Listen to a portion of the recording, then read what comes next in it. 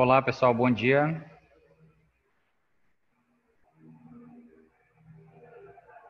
Estão me ouvindo?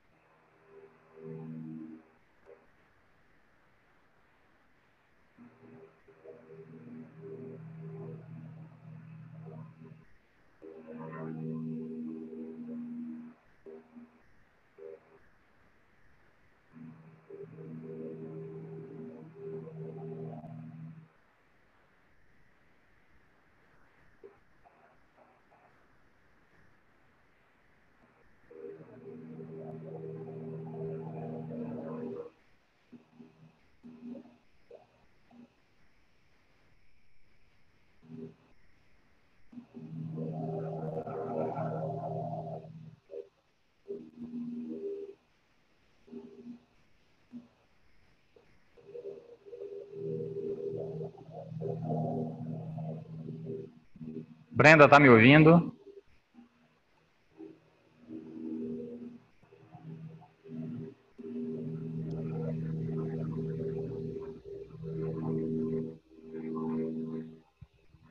Pessoal, preciso de um retorno de vocês para poder iniciar aqui. Vocês estão me ouvindo? Sim, professor. Visualizando a minha tela? Sim. Tá ok. Então, a gente vai iniciar. Bem, só para recapitular o que nós estamos vendo, nós estamos falando de diagnóstico microbiológico. Até agora, nós já conversamos sobre as fases do diagnóstico microbiológico, a fase pré-analítica, a fase analítica e a fase pós-analítica. Nós elegemos em cada ponto desse, em cada fase dessa, um ponto para nós conversarmos um pouquinho mais aprofundado. E nós começamos já a conversar aqui sobre a fase pré-analítica na questão do transporte e coleta de amostras. É isso que nós estamos trabalhando. Nós já trabalhamos algumas amostras, alguns sítios de onde serão coletadas essas amostras. Então, nós já trabalhamos o gênito urinário, que foi o nosso primeiro assunto. Já trabalhamos peles e anexos, onde nós vimos como se procede a coleta e o transporte dessas amostras. E, na última aula, nós trabalhamos o transporte de amostras do trato respiratório, que nós vimos que é dividido em duas partes, o trato respiratório superior e o trato respiratório inferior, do qual, em cada local desse, a gente vai coletar um tipo de amostra. A forma de coletar. Então, trato respiratório, como a gente tem o acesso mais direto, a gente pode coletar aspirados ou então com suave, que é o que normalmente acontece.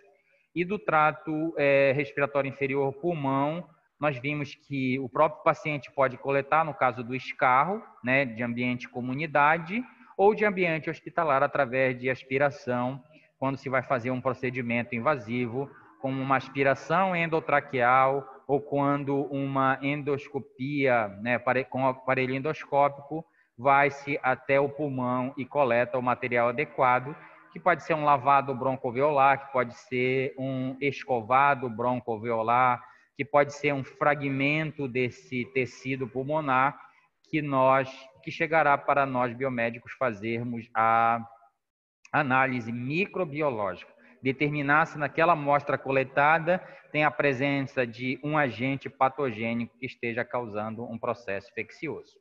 E hoje nós daremos continuidade para fechar essa parte da coleta e transporte de materiais. Falaremos de mais 2 sítios para a gente finalizar essa parte aqui. Então, nós estamos trazendo para vocês a perspectiva de coleta de diversos sítios. Então, quanto à coleta e transporte da corrente sanguínea, é o que nós vamos falar hoje. Então, a coleta é feito no mínimo 2 amostras de sangue, né? Então, estamos falando de corrente sanguínea, então a amostra biológica que será coletada será sangue. No mínimo 2 amostras, né? Então eu vou coletar 2 amostras. Até agora, a gente não tem falado aqui de coleta de mais de uma amostra. Então, quando nós falamos de urina, nós vimos que é uma amostra. Quando nós falamos de pele, é uma amostra. Aqui do sangue, nós coletamos 2 amostras. Por que aqui nós coletamos 2 amostras? Porque sangue, apesar de ser uma amostra biológica que nós temos acesso, né, com facilidade, mas quando eu coleto 2 amostras, eu amplifico a minha possibilidade. Então, coletar 2 amostras significa aumentar a minha possibilidade de encontrar micro-organismos. Então, quando eu coleto 2 amostras, eu tenho cerca de 80% de chance de recuperar. Recuperação significa aqui encontrar o micro-organismo desde que ele esteja presente na corrente sanguínea. Então, vejam só, a gente tem cerca de 4, 5 litros de sangue e eu vou coletar uma amostra apenas desse quantitativo, né? 10 ml, 20 ml. Então, a corrente sanguínea, como nós já temos conversado em alguns momentos, tanto aqui em aula teórica quanto na aula prática, ele é um ambiente estéril. Ele é um ambiente onde eu tenho a presença de uma grande quantidade de células do sistema imune. Então, o micro-organismo, quando chega ali naquele ambiente, ele vai ser eliminado, na maioria das vezes, com facilidade. Se é um patógeno e ele consegue se estabelecer, eu vou encontrar ele sempre variando, né, de quantidade. Então, ora ele pode estar um pouco mais aumentado, ora ele vai diminuir. Não esqueçam, quando um micro-organismo entra na corrente sanguínea, vai haver um embate entre a tentativa do estabelecimento do micro-organismo com o sistema imunológico que tenta eliminá-lo daquele ambiente. Então, é por isso que na corrente sanguínea a gente vai encontrar, na maioria das vezes, na maioria das nossas coletas, micro-organismos em pequena quantidade. E quando eu coleto 2 amostras, eu amplifico a minha possibilidade de encontrar esse meu micro-organismo. E vejo que aqui eu não estou coletando uma pequena quantidade, como a gente vai coletar de LCR, 1 ml, de urina 5 ml, 10 ml, ou um suave simplesmente da pele. Aqui eu estou coletando de 10 a 20 ml de sangue, e mesmo nessa quantidade de amostra, o meu micro-organismo normalmente vai estar em pequena quantidade. Então, quando eu coleto 2 amostras, eu amplifico essa minha possibilidade. 80%, de 80% a 90% de chances de isolar aquele micro-organismo. Mas eu volto a dizer, desde que ele esteja presente no sangue. Toda vez que é coletada uma amostra, toda vez que é solicitada uma análise microbiológica de alguma amostra biológica, é porque eu suspeito, como outro profissional médico, por exemplo, que ali esteja ocorrendo um processo infeccioso. Então, a minha chance de encontrar é grande, mas muitas das vezes não tem. Muitas das vezes a minha cultura, a minha análise daquela amostra dá negativo, eu não consigo encontrar o meu micro-organismo. Lembro que a minha suspeita clínica nem sempre vai se confirmar aqui no meu diagnóstico microbiológico, mas na maioria das vezes eu consigo encontrar, minha cultura vai dar positivo. Então, 2 amostras eu amplifico essa possibilidade e é o que se aplica atualmente. Quando é solicitado uma hemocultura ou cultura de sangue, a gente vai coletar 2 amostras. Em alguns momentos, desde que seja solicitado, eu vou coletar 3 amostras. E essas 3 amostras significa que eu amplifico a minha possibilidade. Olha como aumenta a minha possibilidade de recuperar, de encontrar o meu micro-organismo, de 96% a 98%. E 4 amostras acima de 99% de recuperação. Mas o que é praticado no dia a dia, como eu falei para vocês, é a coleta de 2 amostras. Tá? Ela tem um bom percentual de recuperação desses micro-organismos. Nessas outras situações, 3, 4 amostras são exceções, são quando, por exemplo, eu analiso 2 amostras e não consigo encontrar, mas a clínica do meu paciente continua me dizendo, né, que ele está com uma infecção na corrente sanguínea. Aí é solicitado a coleta de mais de uma amostra. Mas isso são situações especiais, normalmente, na prática, no meu dia a dia de trabalho, são 2 amostras e esse percentual de 80% de chance é uma boa probabilidade de eu encontrar esses micro-organismos. Essas 2 amostras, então vamos ficar aqui com as 2 amostras. Essas 2 amostras é coletada cada uma de uma punção venosa, e aqui nós já estamos falando de coleta, né? Então eu coleto se eu coletar a primeira amostra do membro superior direito, a segunda eu vou coletar do membro superior esquerdo. Por isso que eu digo que cada amostra dessa é de uma punção venosa. Por que de uma punção venosa? Porque eu amplifico novamente a minha possibilidade. O sangue que está circulando de um lado não é o mesmo sangue que está circulando do outro lado. Então, quando eu coleto de punções diferentes, eu amplifico mais um pouquinho a minha possibilidade de encontrar. Então, é como se eu estivesse coletando, vamos dizer assim, de locais diferentes essas amostras. Então, cada punção corresponde a uma amostra. Infelizmente, no nosso dia a dia, não é muito isso que a gente vê, né? Eu já vi muitas vezes coletas para hemocultura, em que a coleta é feita apenas de uma punção, né? E aí ele retira 20 ml e coloca em cada frasco lá, que nós vamos ver posteriormente.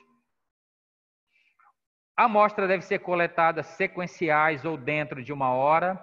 Então, o que é sequencial? Sequencial significa que eu vou lá na beira do leito do paciente e eu coleto de um lado a primeira amostra, do outro lado a segunda amostra no mesmo tempo, no mesmo momento. Então, coleto uma e logo em seguida eu coleto a outra. Por isso que eu digo coletar amostras sequenciais.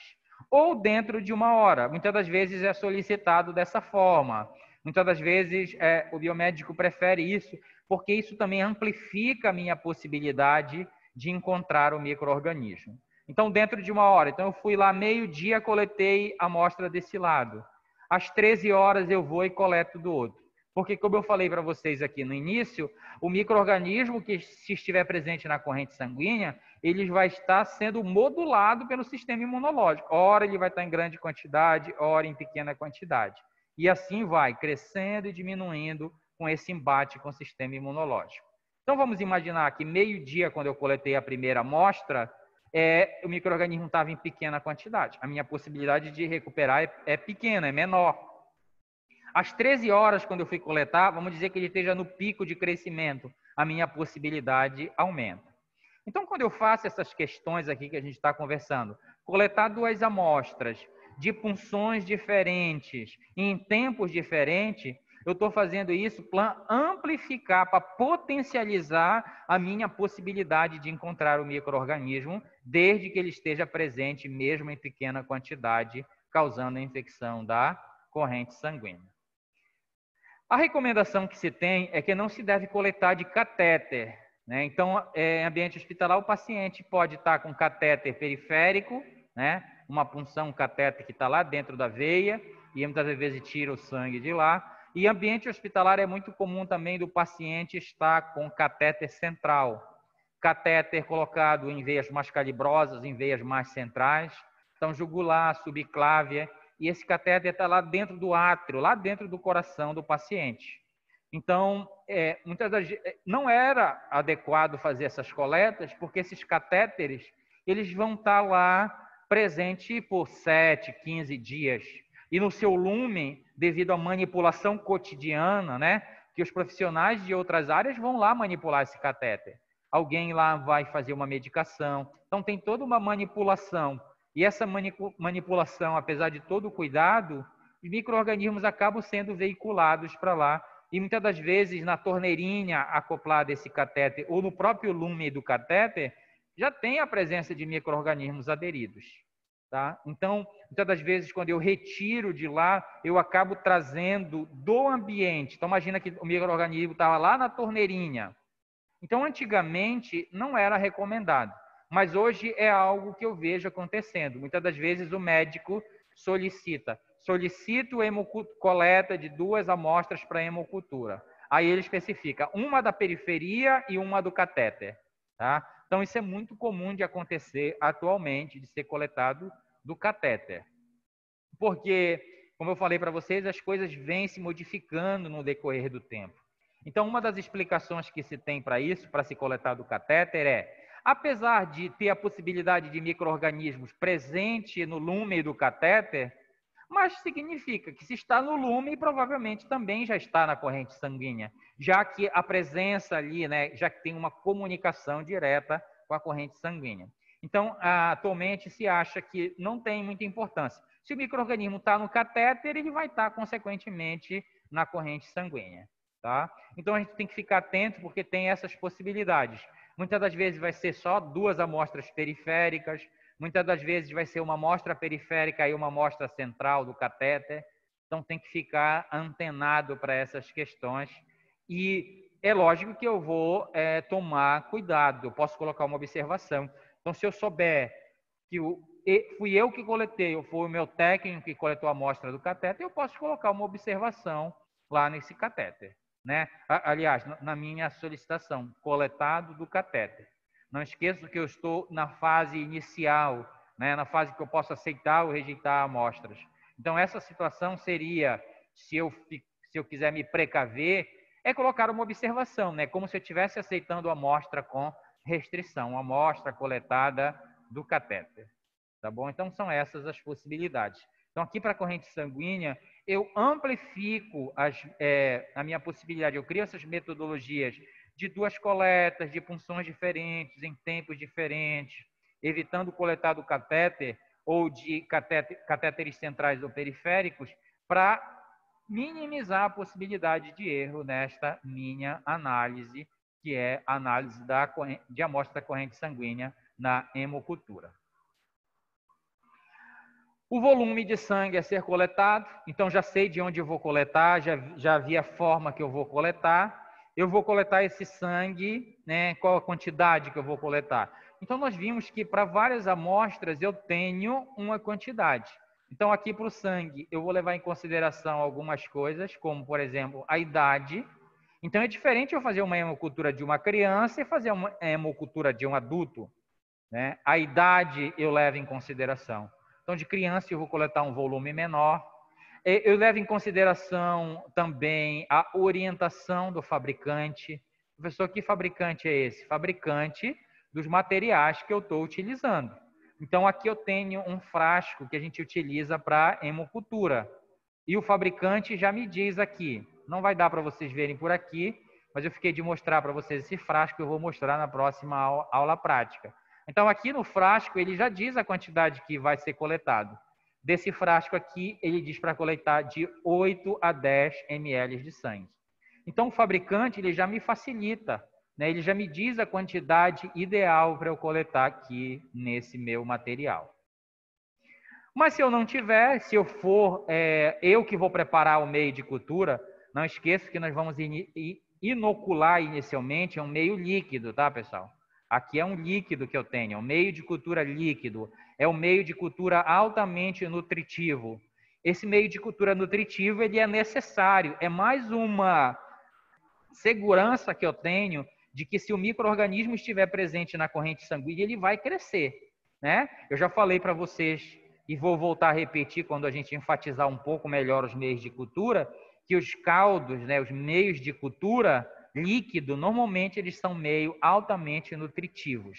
Justamente porque que a gente usa aqui para hemocultura? Porque, como eu falei para vocês, normalmente na minha amostra coletada vai vir uma pequena quantidade de micro-organismos, e aí quando eu ponho num caldo, eu aumento a possibilidade dele crescer.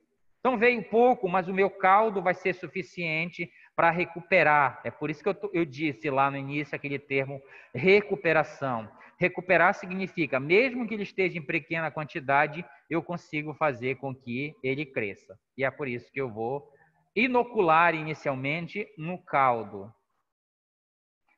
As outras amostras que nós vimos, nenhuma delas eu coloco em caldo. No mínimo, eu colocava o suave no meio de transporte, até que eu conseguisse passar ele para o meio de cultura adequado. Então, aqui, a hemocultura é um meio de cultura líquido, no qual eu vou colocar. Então, eu levo esse frasco lá para a beira do meu leito. E lá, quando eu coletar a amostra, eu já inoculo diretamente aqui no meu frasco. Lógico, tomando todos os cuidados, né? A punção que eu vou fazer para coletar esse sangue é com agulhas e seringas. Eu vou tomar o cuidado de fazer a higienização da pele do paciente para não trazer microbiota. Antes de eu tirar essa tampa de plástica, que eu vou fazer a higienização com álcool a 70. Então, eu vou minimizar as possibilidades. Então, veja que eu tenho todos esses cuidados. Então, apesar de eu fazer a inoculação logo na beira do leito, logo no momento da coleta do sangue para fazer a hemocultura, mas eu tenho que tomar todos esses cuidados. Então, eu já inoculo diretamente aqui. Então, vejam que aí eu já não vou transportar esse sangue, né? Eu não vou coletar ele numa seringa, depois transportar para inocular no meio de cultura. Não, eu já inoculo no meu meio de cultura líquido, no meu caldo, imediatamente após a coleta. Quando eu faço isso, eu minimizo a possibilidade de que esse meu micro-organismo morra, né? Eu já estou colocando ele diretamente. Então, eu tirei do sangue e já coloco no meio nutritivo para que ele cresça. Então, a quantidade está relacionado à idade do paciente e à orientação do fabricante. E, normalmente, como eu quero minimizar essas possibilidades, normalmente, nos grandes laboratórios, nos laboratórios comerciais, esses frascos eles fazem parte da maleta do técnico que vai coletar. Então, eu já compro esses frascos e aí eu já minimizo as possibilidades. Mas, como eu sempre tenho falado para vocês, eu não sei em que momento, em que ambiente eu vou trabalhar. Se esse ambiente eu não tivesse material, eu tenho a possibilidade de preparar meio de cultura líquido para fazer a minha hemocultura. É lógico que aumenta a possibilidade de contaminação, mas é o que eu tenho para fazer. Tá certo? Então, eu minimizo, lógico, eu uso todas as técnicas, eu esterilizo, eu coleto de forma adequada para minimizar. Mas aqui é muito mais prático, né? Eu já levo, já tenho o meu frasco e aí minimiza mais ainda a possibilidade de contaminação. Então, se eu não tiver esses frascos, eu vou preparar o meu meio e a proporção, e eu mantenho uma proporção de 1 ml de sangue para cada ml de caldo, de cada meio de cultura. Então, 1 ml para 5. Né? Ou 1 ml de sangue para 10 ml. Eu vou mantendo essa proporção. Então, aqui eu tenho, deixa eu ver quantos ml eu tenho aqui nesse frasco. Aqui eu tenho 5 ml, ó. 5 ml de frasco, nesse frasco de meio de cultura. Aí o fabricante me dá a referência, 8 ml, 10 ml. Então, vi que eu tenho uma variante de 8 a 10 ml. Próximo aqui dessa proporção que a gente está vendo, de 1 para 5 ou de 1 para 10. Os tipos de frasco e o volume sugerido por amostras, então a Anvisa recomenda isso, vocês podem pegar documentos relacionados a isso, então, hemocultura, ele mostra a forma, vocês podem pegar esses documentos, que mostra lá como deve fazer. Então, como nós vimos, quantas amostras são coletadas? 2 amostras, né? Então, significa que eu vou utilizar quantos frascos desse aqui? Vou utilizar 2 frascos desse aqui, ó.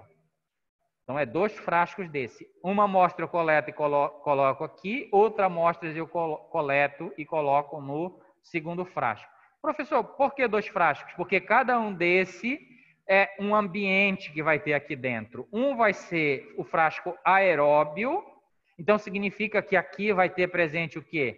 Presença de oxigênio. E o outro frasco, o anaeróbio, significa que aqui não tem a presença de oxigênio.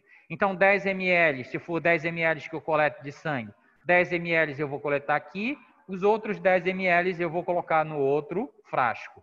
Vocês estão vendo como eu estou aumentando a minha possibilidade? Aqui, quando eu uso 2 frascos, eu aumento a minha possibilidade. Se for um micro-organismo aeróbio que esteja causando a infecção na corrente sanguínea, eu vou recuperá-lo, eu vou encontrá-lo. Se for um micro-organismo anaeróbio, eu também vou encontrá-lo. Então, quando eu uso 2 frascos, quando eu coleto 2 amostras, eu aumento a minha possibilidade de encontrar. E na corrente sanguínea, tem a presença de micro-organismos, tanto aeróbios quanto anaeróbios. Na aula prática, nós chegamos a comentar um pouco sobre isso. Quem são os micro-organismos que causam infecção na corrente sanguínea? Vários micro-organismos, inclusive micro-organismos aeróbios e micro-organismos anaeróbios. Então, nós vimos que Pseudomonas pode causar infecção na corrente sanguínea, Staphylococcus aureus pode causar infecção na corrente sanguínea, nós vimos que Escherichia coli pode causar, Então, nós vimos que das outras amostras que nós estamos trabalhando na aula prática, a possibilidade de todos esses micro-organismos que causam infecção urinária, que causam pneumonia, tem possibilidade de estar na corrente sanguínea também, visto que esses sítios, esses órgãos, ele tem uma comunicação íntima com a corrente sanguínea. Então, se eu tenho uma pneumonia, eu tenho possibilidade de ter uma infecção na corrente sanguínea por esse micro-organismo que está causando a pneumonia. Se eu tenho uma infecção urinária, uma infecção urinária persistente, eu tenho grande possibilidade de ter uma infecção também na corrente sanguínea. E é só nós abrirmos os noticiários, nós vamos ver o quão isso é comum. É muito comum de acontecer, de infecções urinárias, principalmente infecções urinárias persistentes, esse micro-organismo cair na corrente sanguínea e o paciente ter uma sepse. Isso é muito comum de acontecer. Então, o micro-organismo passar para a corrente sanguínea tem a possibilidade de vários sítios. Eu já vi situações acontecendo. Então, por exemplo, teve uma situação que eu vou relatar para vocês, em que o paciente, o cliente, teve uma lesão na costa dos pés. Ele trabalhava com peixe, caiu um peixe que tinha uma nadadeira, um ferrão na nadadeira, perfurou o pé dele, ele não cuidou dessa lesão, essa lesão perfurou, ulcerou, formou uma lesão grande lá no pé. E aí, em determinado momento, piorou, essa lesão não melhorava. Então, se é pé, pele, tá vendo? Lá na pele, qual é o sítio pele que estava acontecendo a infecção inicial? Mas aí esse paciente teve uma piora clínica, falta de ar, enfim, teve repercussões sistêmicas. E aí foi internado, inclusive, numa unidade de terapia intensiva. E aí, quando foram fazer exames mais aprimorados, viram que o coração dele não estava batendo porque não tinha mais espaço. Viram que a cavidade onde está o coração estava cheio de um líquido. E quando foram fazer a punção, né, fizeram lá a retirada desse líquido, tiraram cerca de 800 ml de pus lá da cavidade onde o coração estava batendo. Então, o que significa isso? Significa que o micro-organismo saiu lá do pé, lá da pele, lá do sítio peles e anexos, e passou para a corrente sanguínea e foi se instalar lá no pericárdio, lá no coração, e estava causando problema sistêmico para ele. Eu exemplifico isso só para mostrar a possibilidade que os micro-organismos que causam infecções em outros sítios, em outros locais, eles podem causar infecções na corrente sanguínea. E eu não devo deixar isso acontecer, porque uma infecção na corrente sanguínea, eu digo que é uma infecção sistêmica. E uma infecção sistêmica também vai me trazer repercussões sistêmicas. Tá? Então, não posso dizer aqui para vocês precisamente quais são. Não, é um grupo grande de micro-organismos que pode causar infecções na corrente sanguínea. Tá? Então, é isso que eu quero deixar para vocês. Então, micro-organismos diversos, micro-organismos com diversas características, aeróbios, anaeróbios. É por isso que eu uso esses frascos, um frasco para aeróbio e um frasco para anaeróbio. Eu não sei naquele momento quem está causando a infecção. De repente, se for um anaeróbio, ele não vai crescer no frasco aeróbio, mas no anaeróbio ele vai crescer. Aqui vai dar negativo, mas no meu anaeróbio vai dar positivo. Eu mostro para vocês mais aproximado este frasco na aula prática para a gente ter uma melhor visualização. Não esqueça que nós vamos entrar na próxima aula prática falando sobre os meios de cultura e aí eu já acrescento esta informação para vocês. Então, aqui essa tabela mostra que são 2 frascos, né? 2 amostras, um para cada frasco. Para crianças, aqui eu coleto uma determinada quantidade.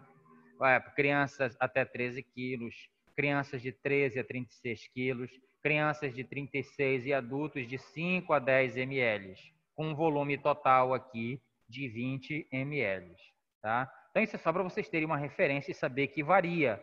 Mas eu já mostrei para vocês que isto é facilitado grandemente pelos frascos vendidos comercialmente, que o fabricante ele já te dá a referência da quantidade, tá? Mas eu não quero de vocês o aprendizado empírico. Não, esse frasco, eu não vou me preocupar com isso porque o frasco já vai me dizer a quantidade. E de repente você compra de um fabricante que não te dá essa referência.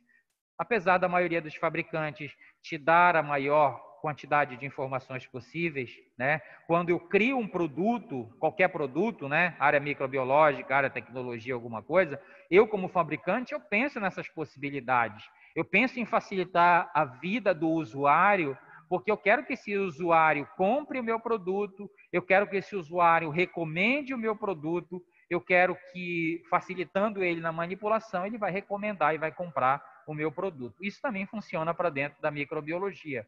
Então, se eu tenho produtos que facilitam o meu uso, é lógico que eu vou recomendar. Lógico que um produto de qualidade, um produto que funcione, eu vou utilizar e vou recomendar também. Tá? Então, aqui nós já sabemos 2 amostras, 2 frascos no qual eu vou inocular imediatamente as minhas amostras.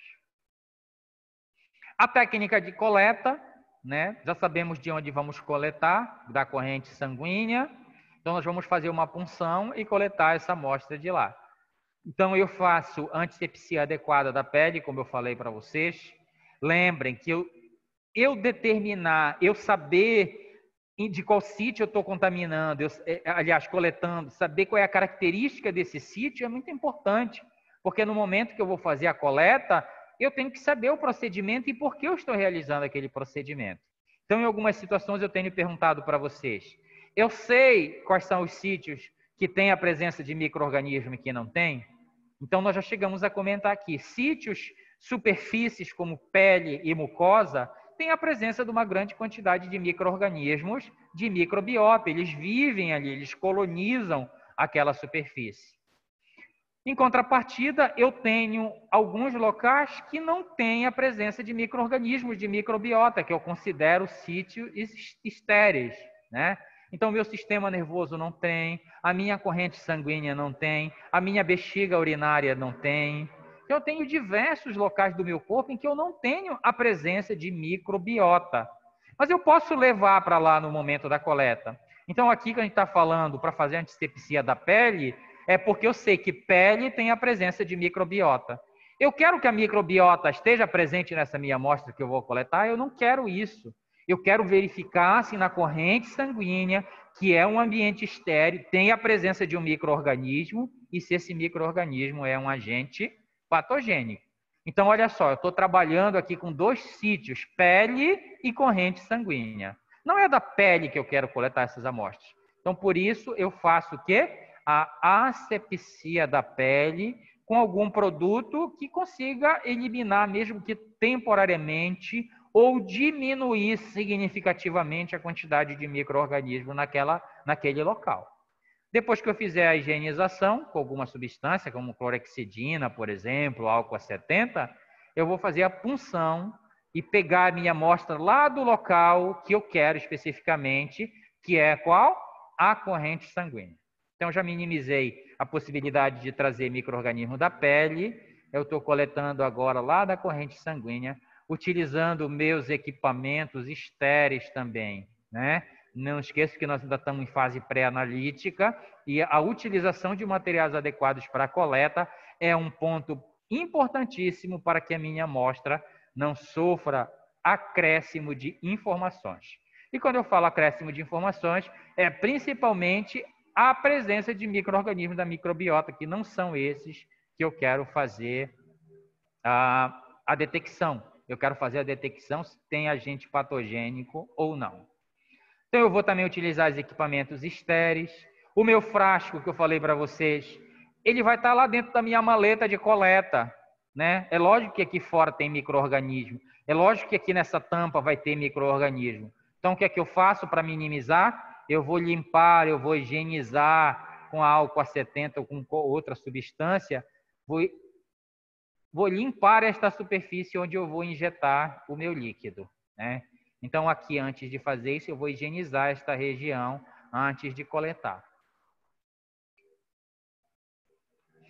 Os tipos de frasco, como eu falei para vocês, ó. Então, aqui é o frasco que eu mostrei para vocês. Olha como são 2 frascos, né? Um frasco aeróbico, ó, tá aqui escrito, e um frasco para anaeróbio, né? Cada frasco desse, como eu falei para vocês, o fabricante ele quer facilitar a tua vida. né? Ele coloca os frascos. Olha aí como as tampas são diferentes, né? Que a gente é muito visual, muito cor. Então, a gente consegue determinar, para não fazer a mesma coisa. Então, eu vou ler aqui, mas aqui eu já tenho a indicação do que é para aeróbico e para anaeróbico. Então, os tipos de frasco, tradicionalmente, 2 amostras. Uma eu coloco no frasco aeróbico, então vou colocar aqui, e a outra eu vou colocar no frasco para micro-organismos anaeróbios. Então, quando eu coloco aqui, vejo que é o mesmo sangue, do mesmo local, eu só estou coletando 2 amostras. Se lá no meu sangue o que estiver causando infecção é um micro-organismo aeróbico, ele vai crescer neste frasco. Nesse aqui ele não vai crescer. Se for um micro-organismo anaeróbico, ele vai crescer neste e não vai crescer nesses outros, né? Professor, tem a possibilidade do intermediário crescer nos dois? Tem. Lembre dos micro-organismos anaeróbios facultativos. Os anaeróbios facultativos vão crescer nos 2 frascos, né? Então, a Escherichia coli é um anaeróbio facultativo. Então, ela cresceria nos 2 frascos, né? Então, tendo oxigênio, ela cresce. Não tendo, ela cresce do mesmo jeito. Ele serve para o isolamento de alguns micro-organismos.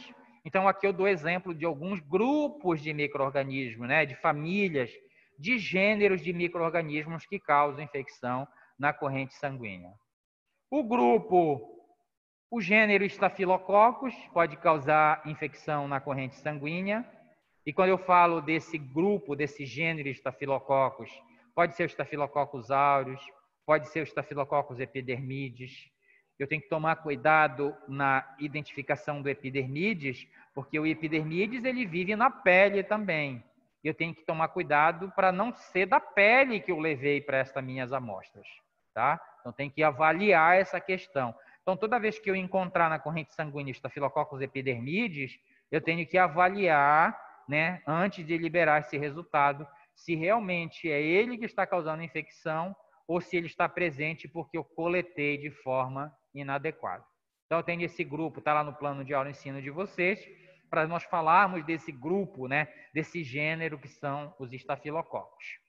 Esse grupo, ele não é estranho, porque nós já falamos, que não falamos de microbiologia básica, nós vimos que esse grupo, eles são grupo de, o nome já diz, estafilococos. Tem a morfologia de cocos, são gram-positivos e se agrupam como se fossem cachos de uva, né? Esse grupo ele possui esta característica microbiológica, ele possui essa característica microscópica. Outro grupo de micro-organismos que causa infecção na corrente sanguínea é a família Enterobacteriaceae. Dentro dessa família Enterobacteriaceae está a Escherichia coli, que eu acabei de falar para vocês, que ela causa infecção urinária, mas ela pode causar infecção na corrente sanguínea. Então, os micro-organismos gram-positivos, os micro-organismos desta família Enterobacteriaceae, têm diversos integrantes, diversas espécies que são agentes patogênicos, né? Os micro-organismos das fezes, eles são micro-organismos capazes de causar infecções em diversos locais, inclusive na corrente sanguínea. E exemplificando um integrante dessa família, nós temos a Escherichia coli, que nós falamos para vocês. Nós temos o Streptococcus, que é um outro grupo de micro-organismos. Então, nesse gênero também nós temos micro-organismos e espécies que causam infecções na corrente sanguínea. Nós temos o grupo dos Enterococos, que também causam infecção lá na corrente sanguínea. O grupo das Pseudomonas aeruginosa, que é uma espécie que a gente tem um grupo que está falando sobre ele, né, lá da nossa aula prática. Ele causa pneumonias, por exemplo, ele causa infecções em feridas. Então, se eu estou falando de infecções em feridas e estou falando de infecção pulmonar, eu estou falando de 2 sítios que nós já conversamos. Eu estou falando de pele e eu estou falando de trato respiratório inferior. Então, a Pseudomonas, nós vimos que ela causa infecção nesses 2 locais, mas ela também pode causar infecção na corrente sanguínea. Daqui a pouco esse micro-organismo pode ser carreado para a corrente sanguínea e lá também ele vai causar infecção. Nós temos falado muito aqui para vocês, né, e eu gosto sempre de fazer um parêntese em relação a isso, nós damos enfoque muito grande para as bactérias, porque realmente elas são mais preponderantes nos processos infecciosos. Mas não podemos esquecer que outros micro-organismos também causam infecções nesses sítios que a gente tem conversado. Então, por exemplo, fungo também causa infecção. Então, dos outros sítios que nós já falamos, fungo causa infecção urinária? Causa infecção urinária. Então, fungo também causa infecção urinária. Fungo causa infecção na pele? Causa infecção na pele. Fungo causa infecção no trato respiratório? Causa infecção no trato respiratório. Fungo causa infecção na corrente sanguínea? Também causa. Então, o que eu quero de vocês, eu não quero criar aqui profissionais, né? Aliás, criar não, formar profissionais com um pensamento unidirecional. Porque senão vocês vão aprender a encontrar somente bactérias, pensar que só bactérias causam infecção, e isso não é verdade. Outros micro-organismos, como os fungos, causam, os eumintos causam infecções, os protozoários causam infecções, tá? Então, vamos amplificar a nossa visão, né? Como eu instiguei vocês no início do nosso semestre, eu mostrei as disciplinas que estão dentro desse semestre, eu mostrei as disciplinas que estão dentro do curso de vocês, porque essas disciplinas são peças que precisam ser encaixadas. Porque senão eu vou chegar no meu ambiente de trabalho e vou achar que somente bactérias causam infecções, e isto não é verdade. Aqui na corrente sanguínea também, as infecções da corrente sanguínea podem ser causadas por micro-organismo, né? Então, vamos dizer que algumas leveduras, como, por exemplo, patógenos fúngicos que causam infecções urinárias também podem causar infecção na corrente sanguínea, tá? Então, tem que ficar atento, porque esses fungos também causam infecção. Então, exemplo deles, mais conhecido, é um micro-organismo leveduriforme que causa infecção urinária, que é a Candida albicans. A Candida albicans, ela pode causar infecção urinária e pode causar infecção na corrente sanguínea. A Candida albicans pode causar infecção no trato respiratório também, tá? Professor, ela vai crescer nesses frascos? Eu já cheguei a conversar em algum momento que fungo ele não é exigente nutricionalmente, principalmente Candida albicans. Candida albicans cresce com facilidade. Então, mesmo sendo este meio de cultura, e não esqueça que é caldo, é altamente nutritivo, então os fungos vão crescer aqui também. Nós sabemos que os fungos são a Candida albicans, por exemplo, é anaeróbio facultativo. Tem oxigênio, ela cresce, tem pequena quantidade, ela cresce, tem ausência de oxigênio, ela consegue crescer também. Ela é anaeróbio facultativo. Então, significa que nesses frascos ela também vai crescer, né? Então, no momento em que eu verificar no meu frasco que houve crescimento de micro-organismo, eu preciso determinar qual é o micro-organismo que cresceu aqui. É um micro-organismo bacteriano ou é um micro-organismo fúngico que está crescendo aqui? E como é que eu vou determinar isso? Eu vou determinar na minha fase analítica, que é quando eu vou começar a analisar o que é que está crescendo nesse meu meio de cultura, que é o nosso próximo momento que nós iremos conversar, que é a fase analítica, e nós vamos começar a trabalhar com a característica da amostra e a verificar microscopicamente o que é que está crescendo nesta amostra.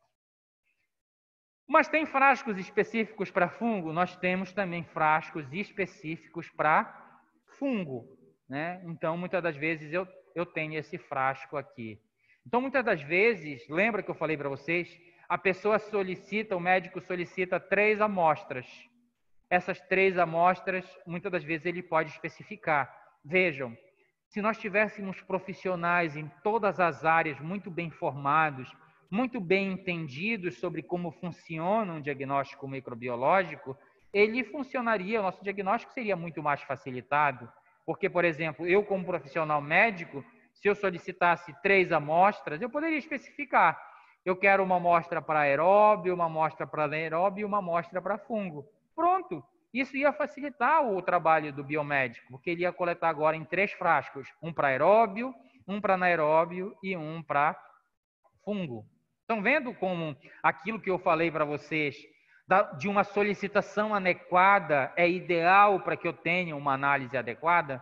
Então, isso seria o ideal que nós deveríamos ter, né? Uma solicitação adequada para que acrescentasse, facilitasse a análise do biomédico. Ok? Alguma dúvida em relação aqui a amostras da corrente sanguínea? Esse é o momento de perguntar. Eu queria passar para o próximo tópico, mas eu queria passar com um entendimento adequado. Alguma dúvida?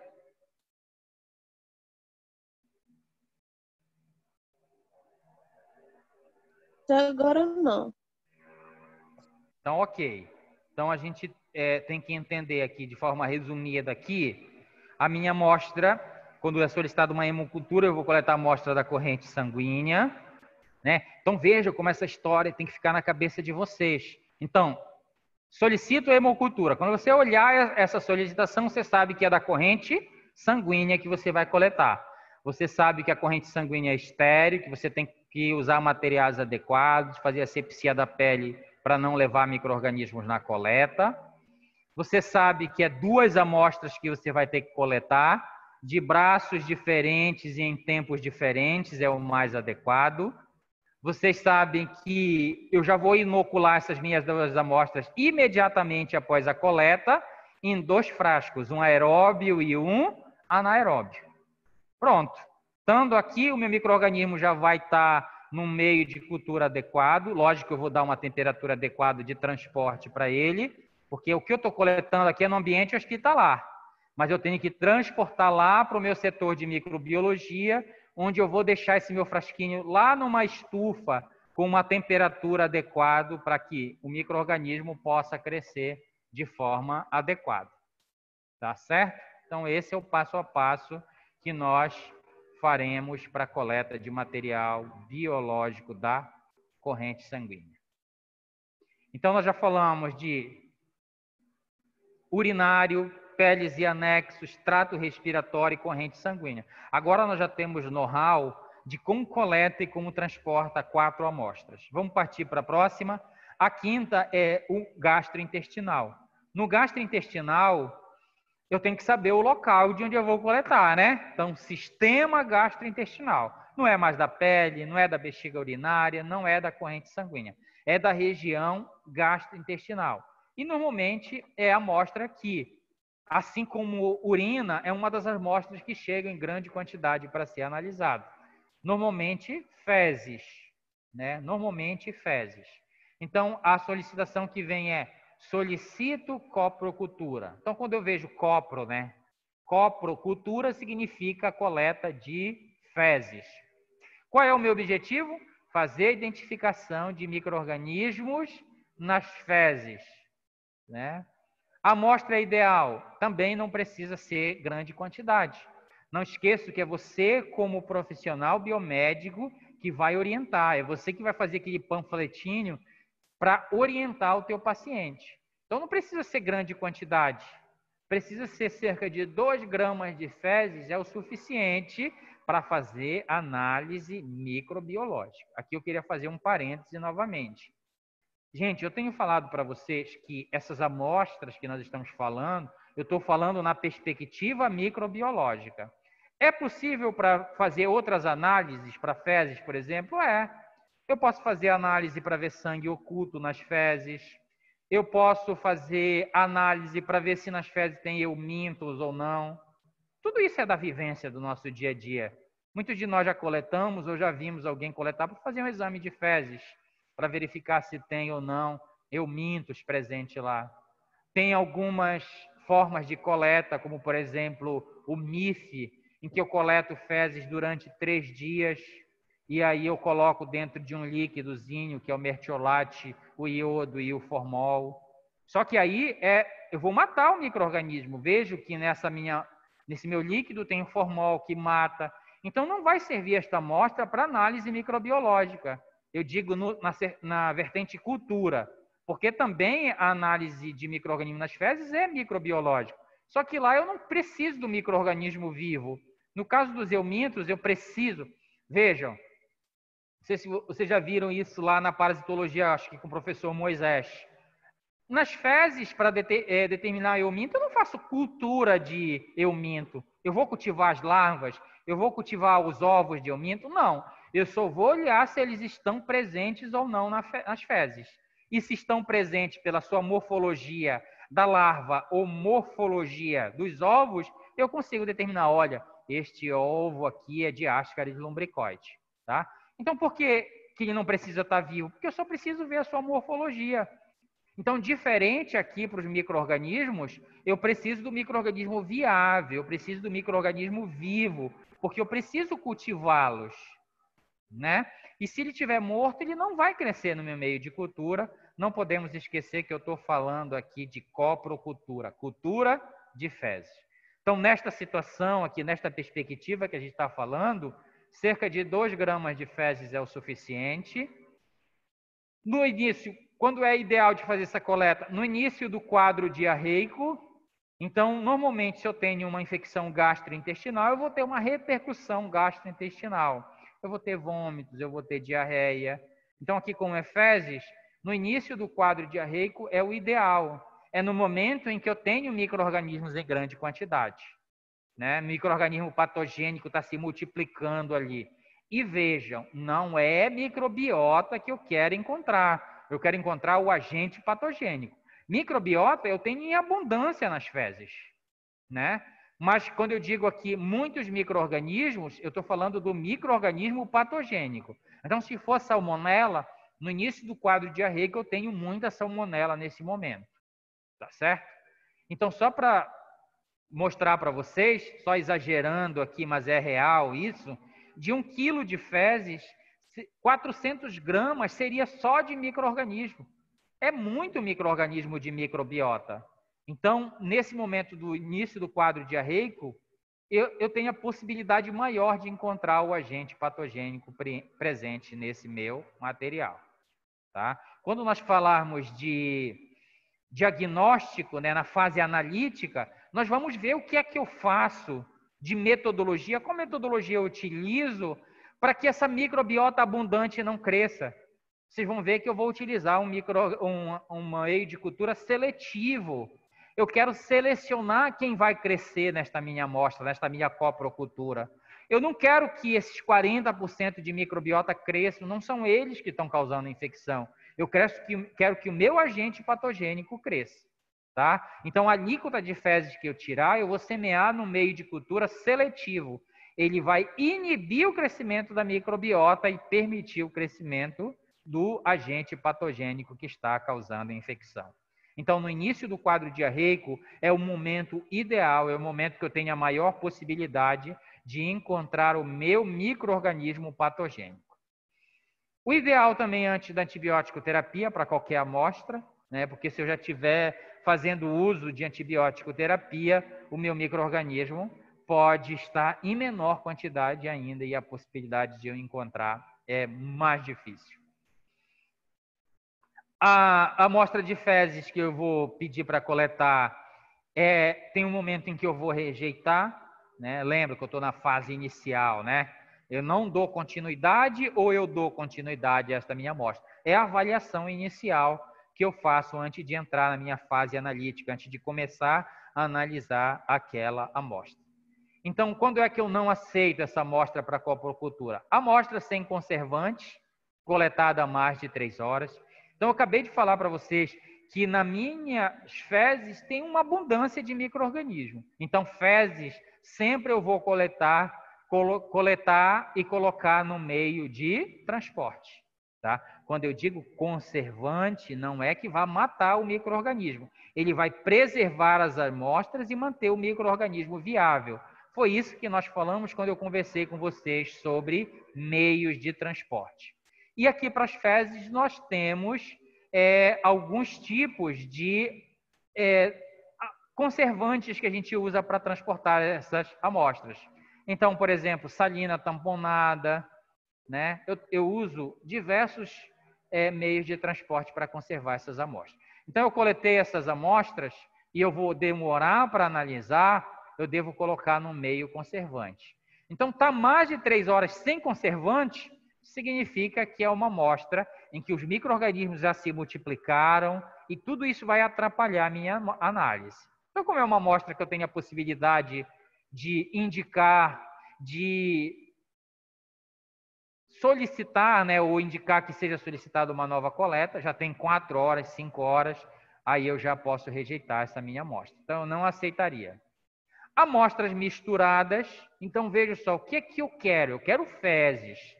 Eu não quero urina, eu não quero secreção vaginal, eu não quero amostras da pele, não, eu quero amostras do gastrointestinal. É as fezes que eu vou analisar. Então, muitas das vezes, dependendo da situação, se for um idoso, uma criança, é difícil, né, você fazer uma coleta desse material. Então, muitas das vezes, a mãezinha coleta da fralda. Então, a criança está com diarreia, o médico solicitou uma coprocultura e a mãezinha coleta lá da fralda. Da fralda, eu estou trazendo muitas outras informações. Vejam só, junto com as fezes que está na fralda, vai ter urina, provavelmente.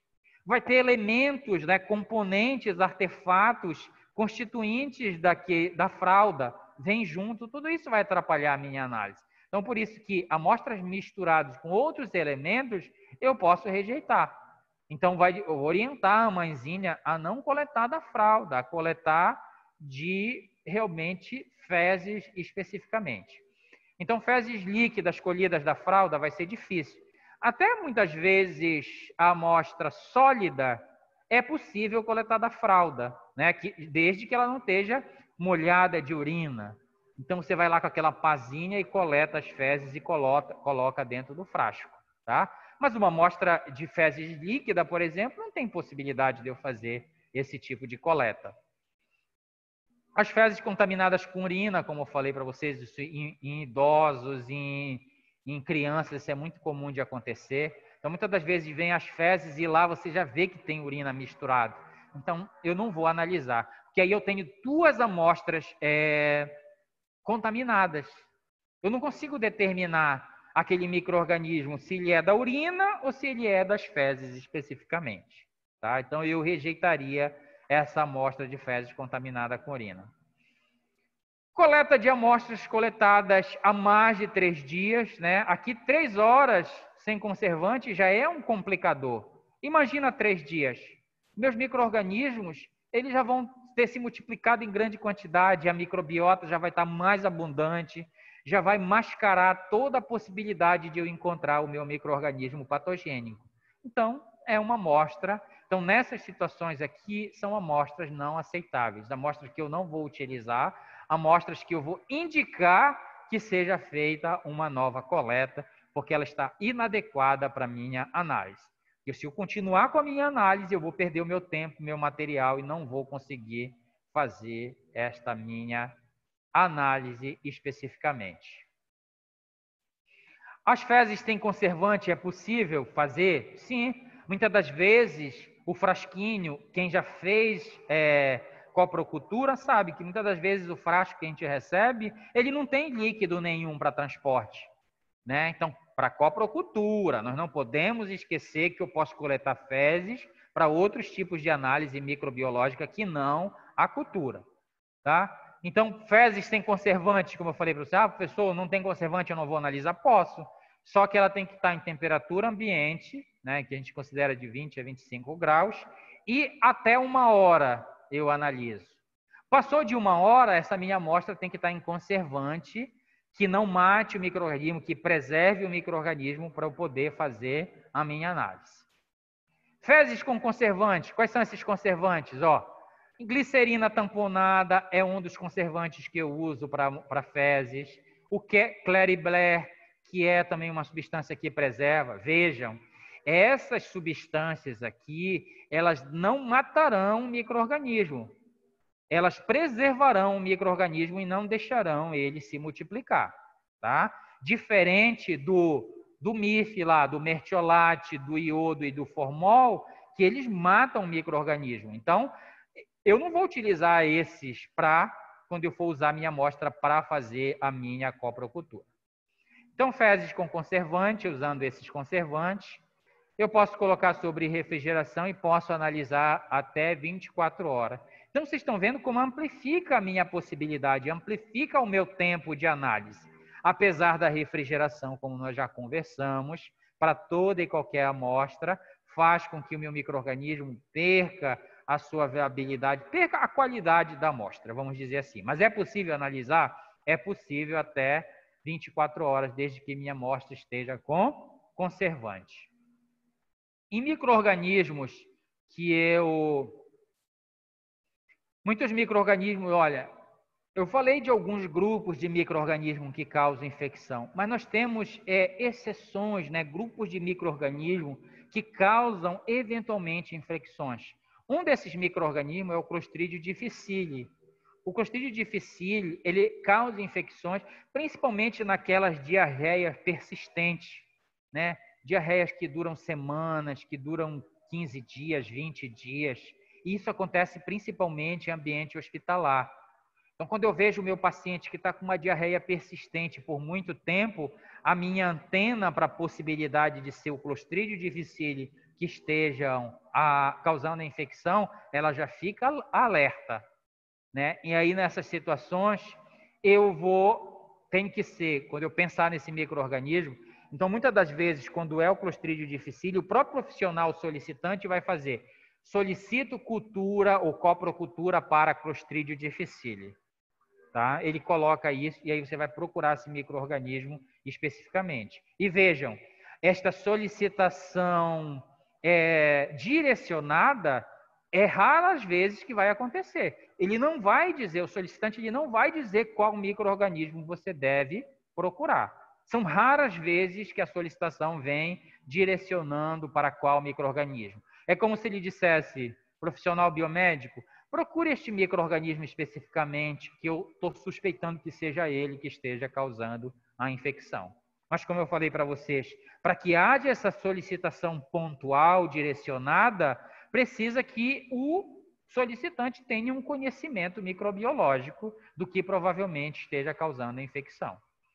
E aí, nesta situação, em fezes para pesquisa de Clostridium difficile, eu não posso colocar em conservantes, eu posso refrigerar essas amostras e eu posso analisar em até 12 horas. Né? Após esse tempo, eu vou congelar.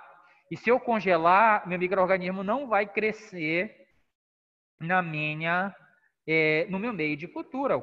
A refrigeração já diminui. Imagina o congelamento. Tá? Então, quando eu congelo, eu posso congelar, mas eu tenho que usar substâncias que preservem a viabilidade do meu micro-organismo. Ah, professor, tem substâncias que fazem isso? Tem.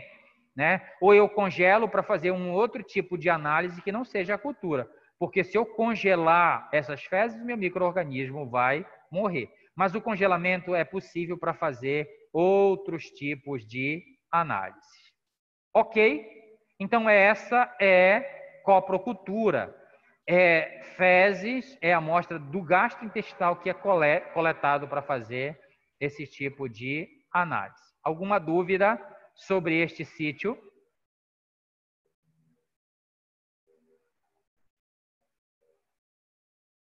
Acho que não, né? Então vamos lá para o último que nós falaremos, que é o nosso sistema nervoso central. Então agora nós vamos para o quinto, né? Sítio. Então estou tentando mostrar para vocês, dentro aqui do meu sistema, dentro do ser humano, eu tenho locais que a gente chama de sítios, que é de lá que vêm essas amostras biológicas. E eu tenho que tratar adequadamente cada amostra dessa. É por isso que eu estou mostrando para vocês como eu devo proceder coleta, como eu devo proceder o transporte. Então, aqui nas amostras do sistema nervoso central, eu vou fazer a coleta diretamente do sistema nervoso central. Esta é uma amostra em que eu não terei acesso com facilidade, né? Por exemplo, urina, muito fácil de ser coletado, não é um procedimento invasivo para coletar urina. Pele, nós vimos que com o meu suave, né, pele é fácil de eu coletar, né? Eu tenho meu suave, eu passo ali. Trato respiratório, o superior eu tenho com mais facilidade a obtenção dessas amostras, no inferior eu já tenho com mais dificuldade, né? Sangue, nós vimos que apesar também de ser um procedimento invasivo, mas não é difícil de eu obter esse material para análise. Agora, sistema nervoso central não é a todo momento, né? A coleta desse meu material, ele traz riscos. E não é a todo momento que eu vou chegar e coletar essa amostra do sistema nervoso central. Então, eu tenho que tomar muito cuidado com esta amostra, que é uma amostra em que eu não terei acesso com facilidade. Quem vai coletar é um profissional gabaritado para isso, porque, vejam, eu vou coletar lá da punção lombar, né? Eu vou coletar lá da medula. E aí eu posso lesionar essa medula. Inclusive, esse paciente pode ficar paraplégico. Então, eu tenho que ter segurança para fazer isso. Eu não posso ficar fazendo isso a todo momento. Tanto que essas amostras é amostras que chegarão esporadicamente para vocês fazerem a análise. Quando é que ela vai ser solicitada? Quando o profissional médico avaliar o paciente e clinicamente suspeitar que esteja ocorrendo uma infecção na corrente sanguínea.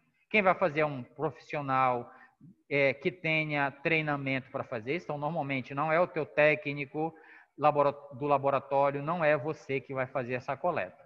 É o médico específico, né, conhecedor do que está fazendo, que vai fazer uma punção lombar, como a gente vê aqui nessa imagem, né? Ele vai inserir uma agulha diferenciada, não é essa nossa agulha normal, é uma agulha específica para fazer essa coleta, e ele vai coletar lá da medula, ó, o LCR, que é o líquido céfalo-raquidiano. Ele vai trazer esta amostra. Por isso que eu digo que ele está fazendo coleta através da punção lombar. Veja, ele vai colocar o paciente numa posição adequada, ele vai fazer a asepsia desta região, porque ele não quer micro-organismo da pele, né? Então, ele vai retirar, vai diminuir essa microbiota grandemente, pelo menos momentaneamente, para fazer esta coleta. Então, esta é uma possibilidade. A segunda possibilidade é a coleta ventricular. O nosso cérebro, ele tem cavidades, ele também tem ventrículos, e pode ser coletado o material de lá. Mas, professor, vai ser coletado da cabeça por uma punção? Normalmente, não. Vai ser coletado quando estiver fazendo um procedimento cirúrgico, por exemplo. Então, muitas das vezes está sendo feito um procedimento cirúrgico e aí o cirurgião coleta lá do ventrículo um pouco desse LCR para fazer essa análise. Muitas das vezes ele está fazendo uma cirurgia e ele verifica que o ventrículo está cheio de pus, por exemplo, né? Então, ele tira esse material para você analisar. Então, esta amostra ventricular é mais rara ainda de estar presente no teu dia a dia de trabalho, tá? Vai ser exceções, eventualmente, que essas amostras de LCR ventricular chegarão para você analisar, tá? Olha a quantidade que é coletado, pouquíssimo, é o mínimo. Uma criança, por exemplo, né, um recém-nascido, ele tem apenas cerca de 60 ml de LCR circulando, né, pelo seu sistema nervoso central. O adulto, cerca de 100 ml. Então, eu não posso coletar, como eu coletei lá no sangue, 20 ml, 10 ml. Não posso fazer isso. Eu vou coletar pequenas quantidades, de 1 a 2 ml. Olha aí, é uma pequena quantidade de LCR que eu coleto. E dessa pequena quantidade, eu ainda tenho que fazer vários tipos de análise, porque não é uma abundância de amostras. Então, muitas das vezes, eu vou fazer alíquota. Então, imagina que chegou 1 ml. 1 ml de LCR eu vou alicotar. Ó. A primeira alíquota eu utilizo para contagem de células e coloração diferencial. Então, vejam só, isso a gente vai falar na fase analítica, mas chegou 1 ml, eu tenho que levar com cuidado para a minha cabine, que já está limpa, que já está esterilizada. O equipamento que eu vou retirar é a minha pipeta, a minha alça, enfim, a minha seringa que eu vou utilizar, a alíquota, ela tem que estar estéril também, porque eu não posso contaminar essa amostra, eu não posso desperdiçar essa amostra. É uma amostra em que eu vou redobrar o meu cuidado. É uma amostra em que eu vou deixar um grupo específico trabalhando com ele, né? Então, eu faço isso para minimizar, porque se eu tiver um trabalho paralelo fazendo, eu corro o risco de perder esta minha amostra. Então, eu vou fazer uma licotagem com muito cuidado para não contaminar e para não desperdiçar essas minhas amostras. Então, uma pequena alíquota eu vou usar para contagem de células, que isso é importante, tá? Eu contar o número de células que tem no meu LCR é importante para eu determinar se ali está ocorrendo ou não um processo infeccioso. O número de células do sistema imune presente no LCR é em pequena quantidade. Então, quando eu analiso, eu conto essas células e vejo que estão em abundância, é um indicativo de que ali esteja ocorrendo um processo infeccioso. A coloração diferencial é para verificar se no meu LCR tem a presença de quem? Do meu micro-organismo, né? Faço essa coloração diferencial para determinar qual micro-organismo está presente. Então, eu poderia usar essa primeira amostra para contagem de células. A segunda alíquota eu uso aqui na minha microbiologia, né? No que eu vou fazer na minha análise, na minha fase analítica, que a gente vai fazer GRAM e vai fazer cultura, né? Então, a segunda alíquota eu uso para fazer o esfregaço e a coloração. E a outra parte eu vou fazer cultura, né? Eu vou semear no meio de cultura específico para ver se vai crescer ou não o meu micro-organismo.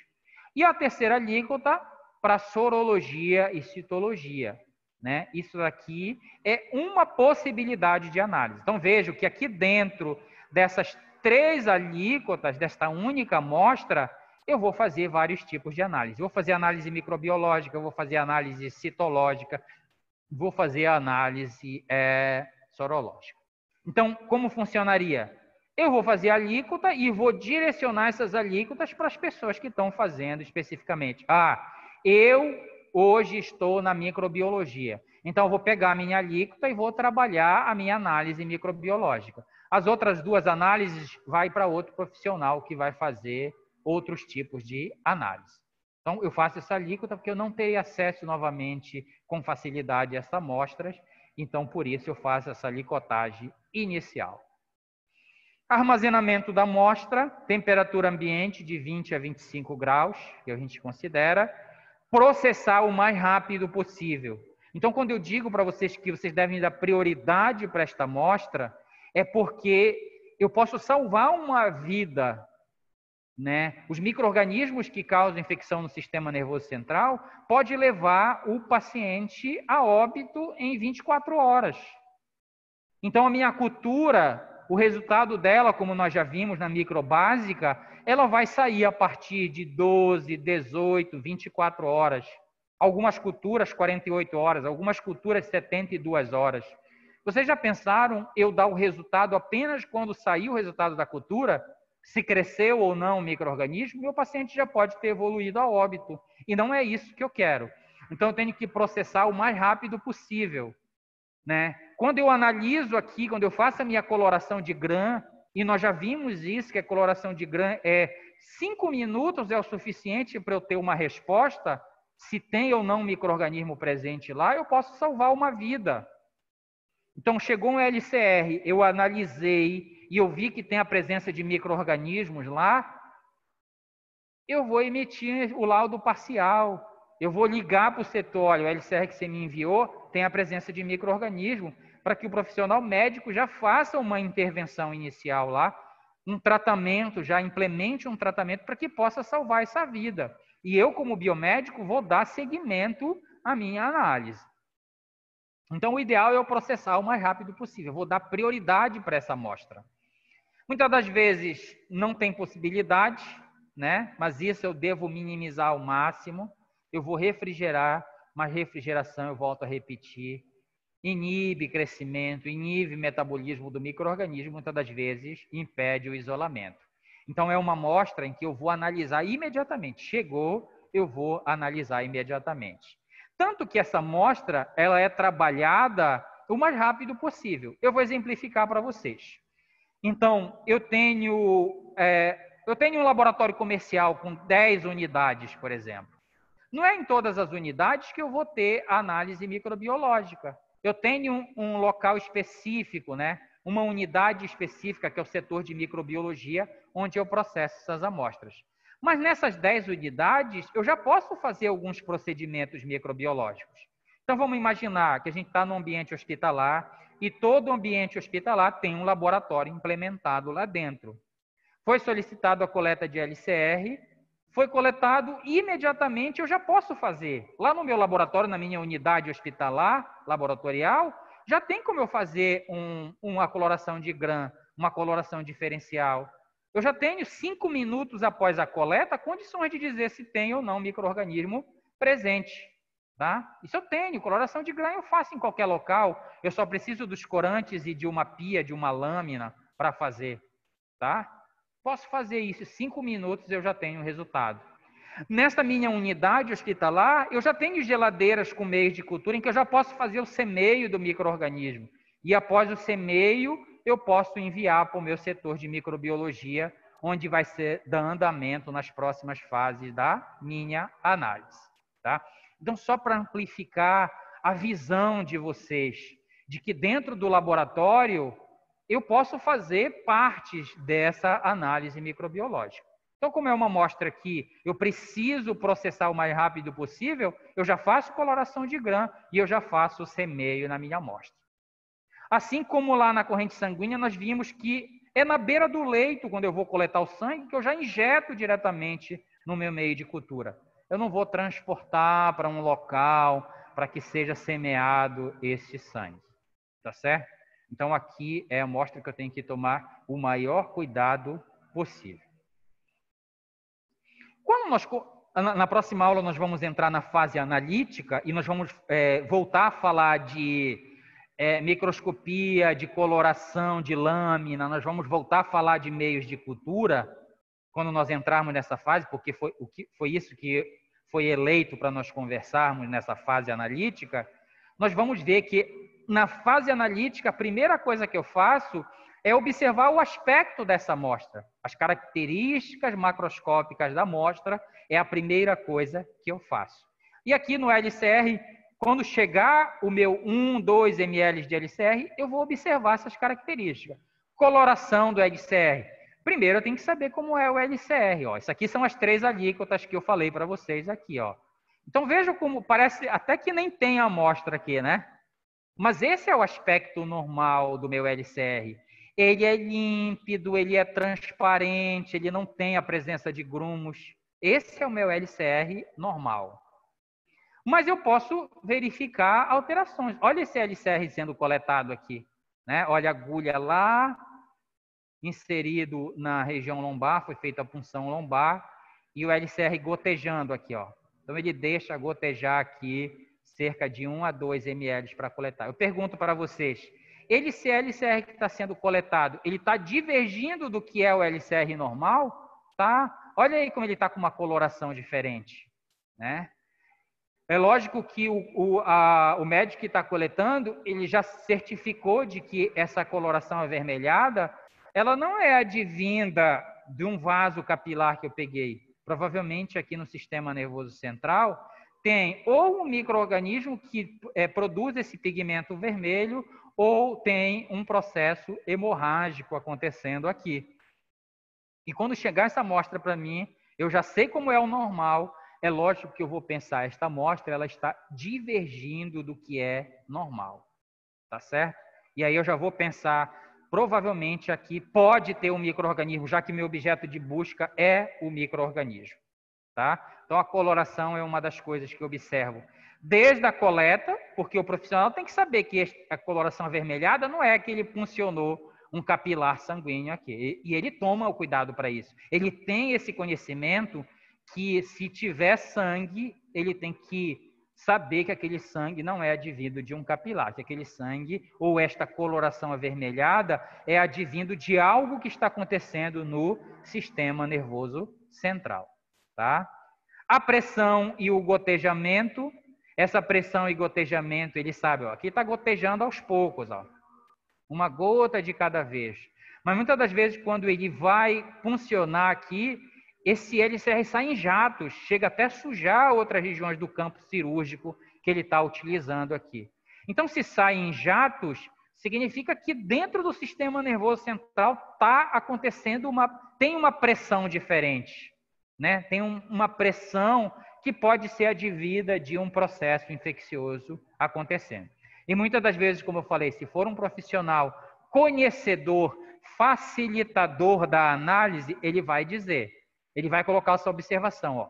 Presença, então qual seria a observação que ele colocaria aqui? Ó? Presença de coloração avermelhada, não sendo advinda da punção de um capilar sanguíneo. Pronto, ele já te daria uma informação importante. E ele vai dizer que no momento da coleta, houve a presença de jatos, identificando que tem uma pressão lá. Então, essas duas informações, ela vai te dizer que provavelmente esteja correndo uma infecção no sistema nervoso central. Tá certo? Então, pessoal, esses foram os sítios que eu elegi aqui para conversar com vocês, tá?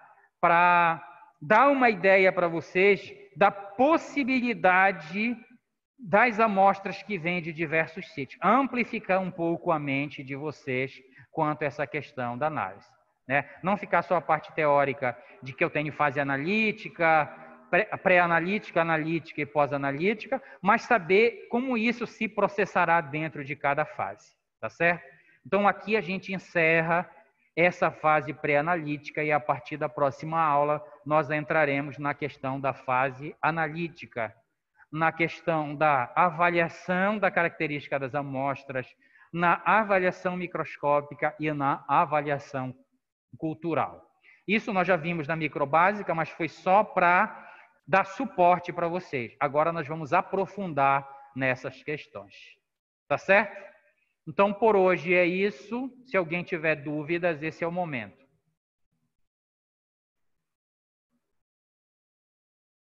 Alguma dúvida?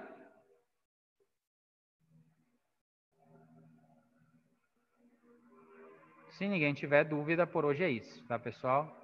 Agradeço e um bom dia para todos. Bom dia, professor.